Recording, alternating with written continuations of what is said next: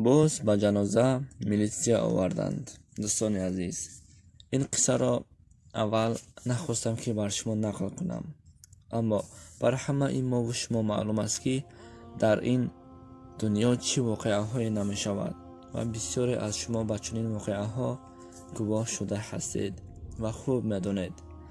السلام علیکم تماشاگران عزیز و هواداران شبکه کاروان عمر. دوستان، اگر معلوم نشود در زیر ویدیو لایک گذارید و حتما همین نواری ما را به دیگران پهن کنید. با شبکه مهمان شدید، فقط همان تومچه پرپیست را زیر کنید، زیرا از شما فقط 2 ثانیه می رود و خلاص.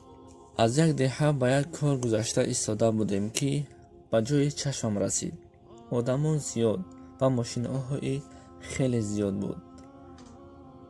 وقتی نزدیک به آنجا شدیم، برای خواندن جنازه آدمان جمع شده بودند.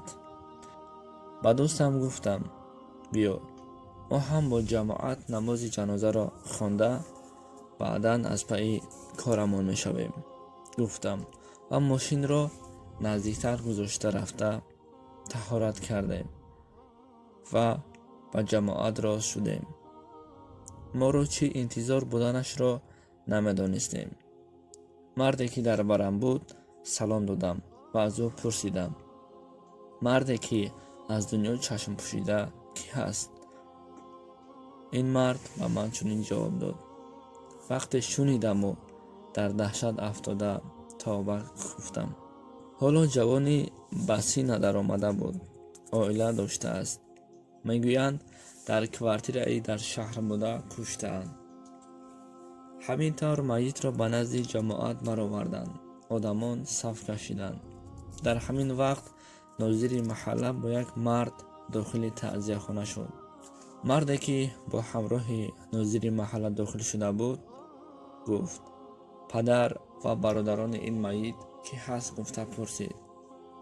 پدر میت من گفته به پیش برآمد. مرد سال خورده بود. این مرد گفت پسر شما از من قرضدار هست. تا جایی که میدونم قرض مرده را باید نزدیکانش پرداخت کنند و بعدا نماز را شروع میکنند. شما قرضش را میپردازید؟ گفته و پدر میت نگاه کرده گفت. پدر گفت بله، تا حد امکان قرض شما را میپردازم.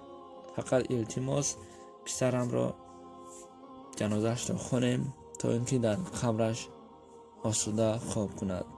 از این حالت مردم در حیرت افتادند. مردی که قرضش را پرسیده بود رفت. جنازه را خواندند. چیزی را که من با چشمم دیدم از پیش چشمم دور نمیشد. این جوانی که او را کشته‌اند جوانی قمارباز و همیشه زندگیش را با قرض پیش می برده است و با همین سبب قرض او را کشتند. پروردگار از این بلای قرض خودت در پناهت نگه بدار.